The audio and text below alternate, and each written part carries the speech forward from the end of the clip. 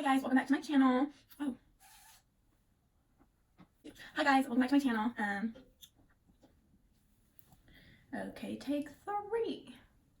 Hi guys, welcome back to my channel. Today will be a Q&A stripper edition. I did ask you guys on Instagram to write me some questions, as well as I put it on my Snapchat to ask any last minute questions you guys have before I start filming. So here we go. Actually, before getting into the questions, I want to make one thing very, very, very clear. Dancing, being an entertainer, stripper, whatever you would like to call it, whatever your heart desires, is not, I repeat, not a career for me. It is a job, it is a paycheck to pay my bills for the moment. I do not plan on doing this forever. I mean, I obviously can't do it forever, but I wouldn't even if I could. I'm doing it so that I can get my bills paid while I further my education, because I do have, and I'm very passionate about what I want to do in my career, and I promise you, dancing is not it. It's no offense, or I'm not saying that that's something that can be done. Just in my heart, that's not something I want to do.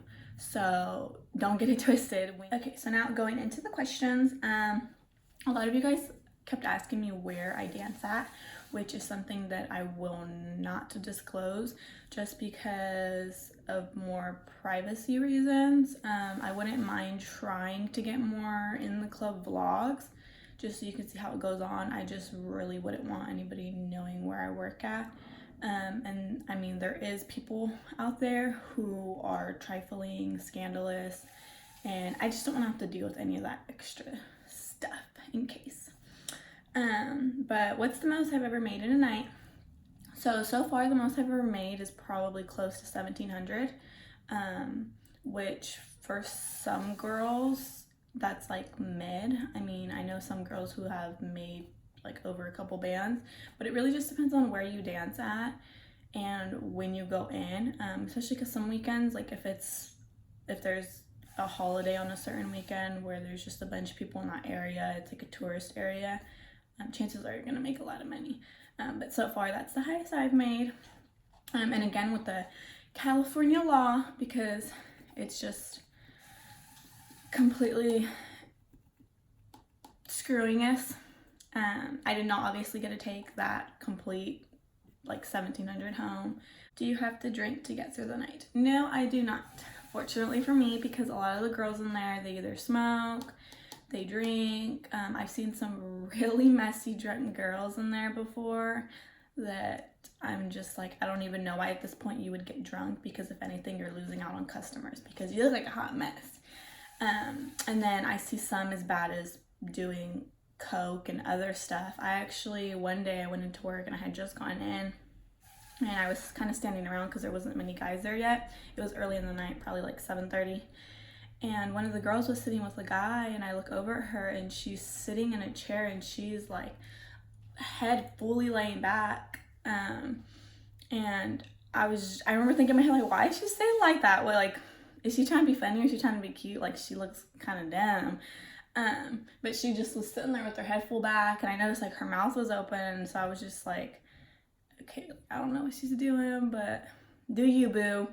And then one of the other girls was sitting really close by on some chairs nearby, and the guy that she was sitting with went over to the other girl, tapped her, told her something, and the girl got up and went over to her and was like poking her. And that's when I was like, oh, like, she's not okay. She was knocked. And it's just what happens when you get into stuff like that, and that's just something I don't want to get into. That's why I feel like if you have to do something, some kind of substance just to go in, I mean, if you're already a pothead and you just smoke and you go to work, like, that's you.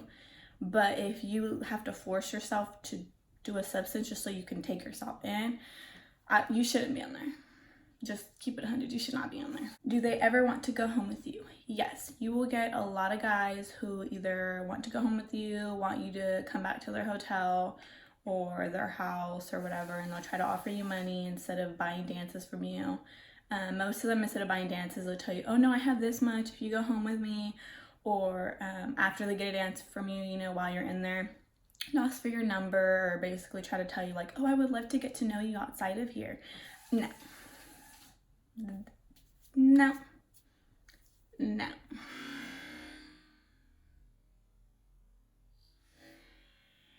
It's a no for me.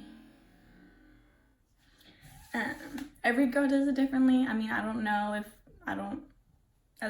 some girls will actually go with them. That's their side hustle. That's their own thing. So leave it at that. What drives you, and do you feel like you're fulfilling your purpose? No, I do not. Just because, as I said earlier, I'm actually furthering my education. This is not what I want to do. This is not what I want to do forever. But what really drives me is my son, and obviously taking care of all my bills and what I need to be done, including my education, just so that he can have a great life. Because he's really my number one priority and my number one motivation for literally everything I do. Do you need to know how to pole dance to become a dancer? No, not at all. I literally did not know anything. Like, I knew maybe like 2 tricks when I auditioned, 2 little baby spins, but that was literally it. Either you're going to learn or you can just stick to not knowing and still make a lot of money, because at the end of the day, dancing on the pole, that is just your tips. That is just extra money that you're getting while you're on stage. Most of your hustle is going to be while you're on the floor trying to finesse, trying to hustle dances from men, which really is just a matter of how you look, whether they like how you look and you're their type, or it's just what you say. It's your mouthpiece, it's what you're going to tell them, it's, you know, what you can do to get them to purchase a dance from you. I got 2 separate questions. What is the whole process of becoming a dancer, and then what is the audition process? Which, if you watch my last video, I pretty much completely talk about that and how to find a club. But really, the whole process is honestly just going in on the day of auditions or whatever, and they put you on stage. That's always what they're going to do for 90% of the clubs. They're going to put you on stage and you are going to dance, whether it's 1 song, 2 songs, maybe 3 songs. You are going to dance. And it's not even really to see how much you dance. It's honestly just to see what you look like. No disrespect, but your ass is small like mine. How you get it to shake enough to strip? I don't. Baby, I don't. I mean, A for effort, but most of the time I really just work on my pole tricks, like trying to get better at those. And then honestly, I just do a lot of floor work. There's a lot more you can do than just shaking your ass, honestly. I mean, if you got a fat ass and yeah, you want to go up there and shake it for all 6 minutes or whatever, okay, you know, some of the guys like that, but I really just try to avoid it. I mean, if I get tired, then yeah, I'll be up there trying to shake what I got. Like I said, A for effort, but for the most part, I just kind of stay away from that. But I actually have seen a lot of dancers with really small butts, and they can move better than some of the girls I've seen with butts. Like, it's crazy. So it's really just working on it, watching yourself in the mirror, see what you can do to get better and not look like a, you know. What's your favorite day out of the week to work? My personal favorite is Fridays, just because it's like they're busy, but they're not packed. Saturdays are like packed to where for me it's like super overwhelming, and for some reason I just always make way more money on Fridays than on Saturdays, even though Saturdays there's way more people. But it might also be because Saturdays there's usually more girls because there's more people, and it's just, I feel like I'm scrambling, like, have I talked to him? Have I talked to him? Have I talked to him? And I don't like feeling like that. I rather just, when it's a little less people, feel like I can move at my own pace. So Fridays it is. Is there weight restrictions? That is definitely going to vary club to club. If you're just asking because you want to audition, I would just call the club, or what you can always do is go visit and then see what the girls look like. But I have seen a lot of clubs that not only discriminate against weight, but will discriminate against color too. Some clubs are super racist, you know, some clubs are super, they don't want any girls that are even considered, you know, chunky or a little plus size, like not even, you know, but it really just depends. So it's a fucked up business. Do you need a license to dance?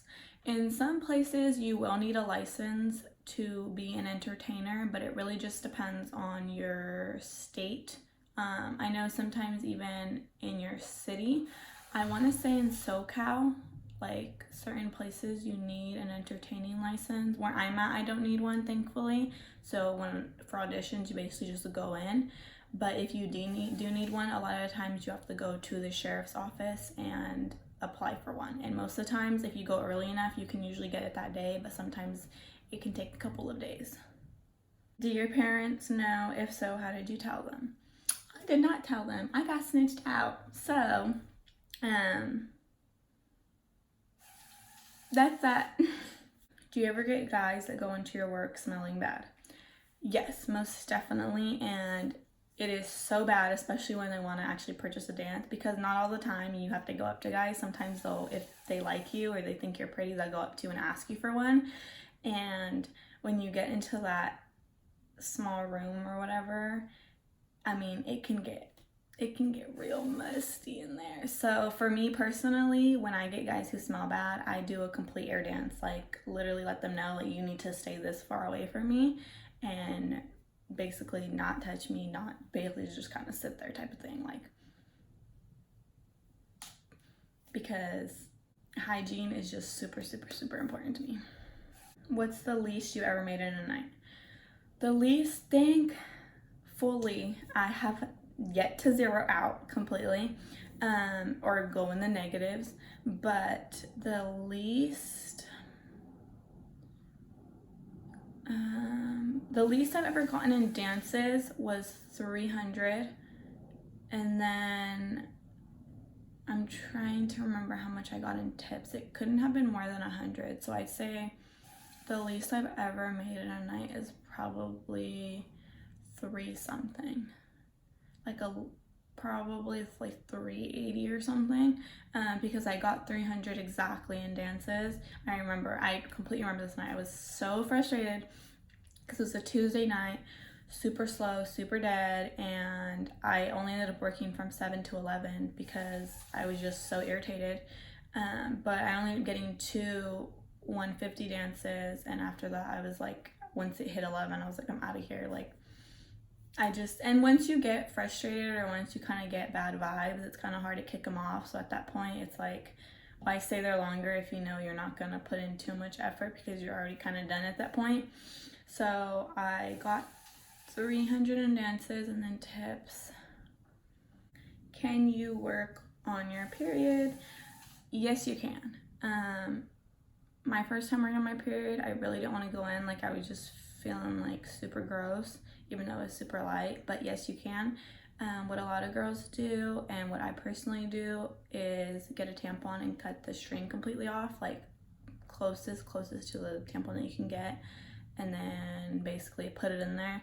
And don't do no extra stuff when you're on stage type of thing, just to ensure that obviously not only can you not see it, but that it doesn't like kind of move or anything.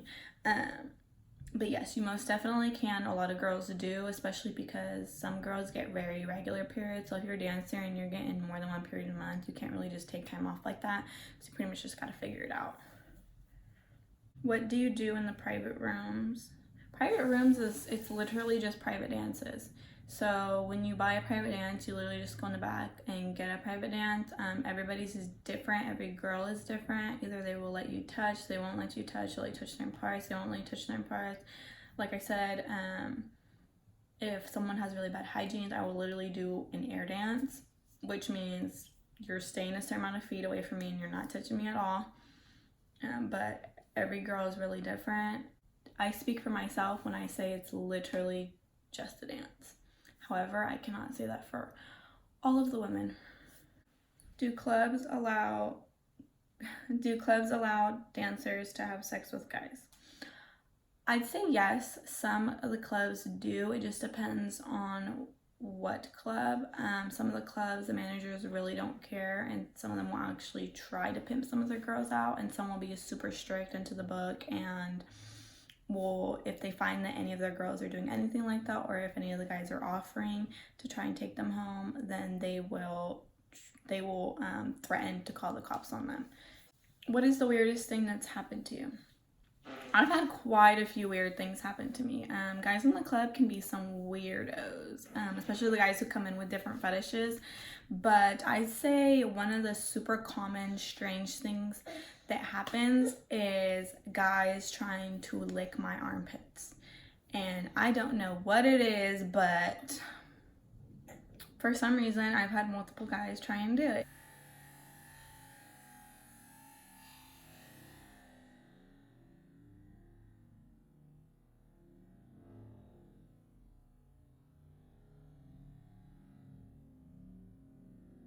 Do you prefer dancing on stage or dancing in private room?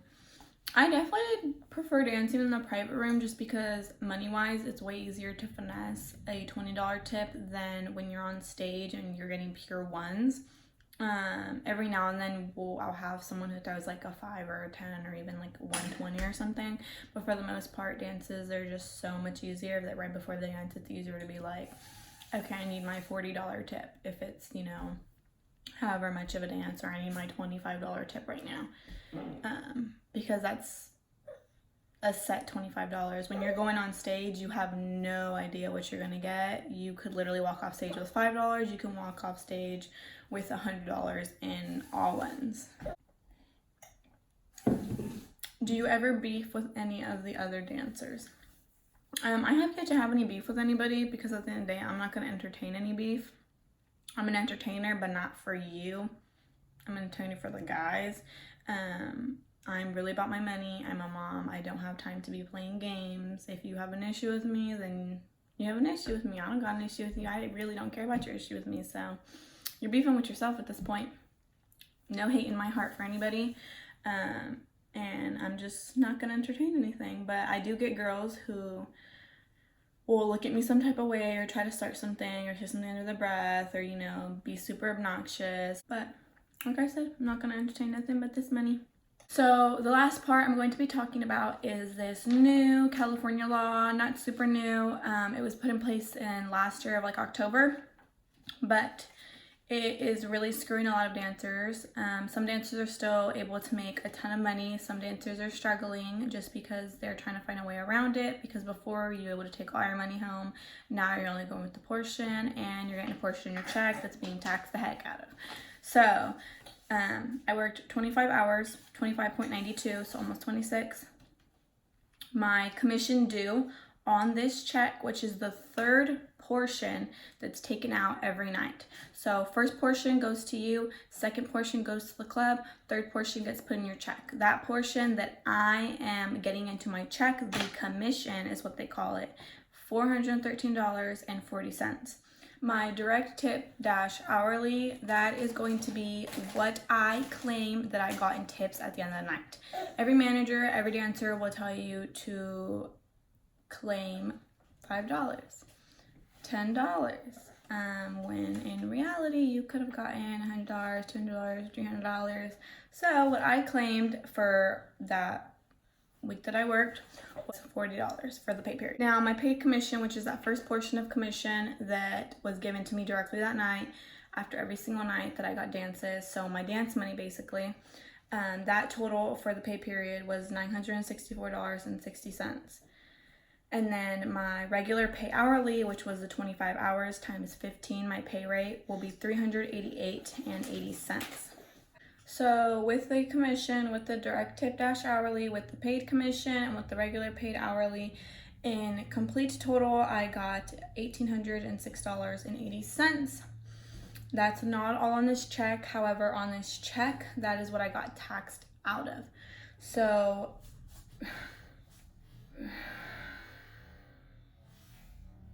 in reality, what I actually got on my check was only $379.60.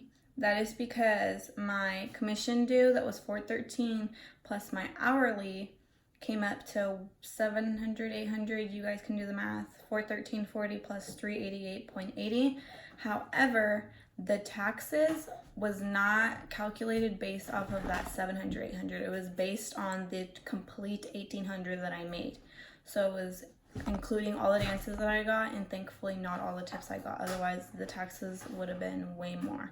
So in taxes, I ended up getting $422.60 taken out. Super confusing, but if you need me to break it down even more, feel free to message me, let me know. When I first got my very first check, I was like I called because I was like, this literally makes no sense, and I had them completely break it down to me, and it still completely sucks, and sometimes it still doesn't make sense to me, but it is what it is. That is pretty much how the check thing works, if you just look at what I made and what I took out. So that was my Q&A video. I didn't answer a whole lot of questions, but mainly just the questions I kept getting over and over again. If you have a more specific question, feel free to DM me, and I will see you guys on the next video.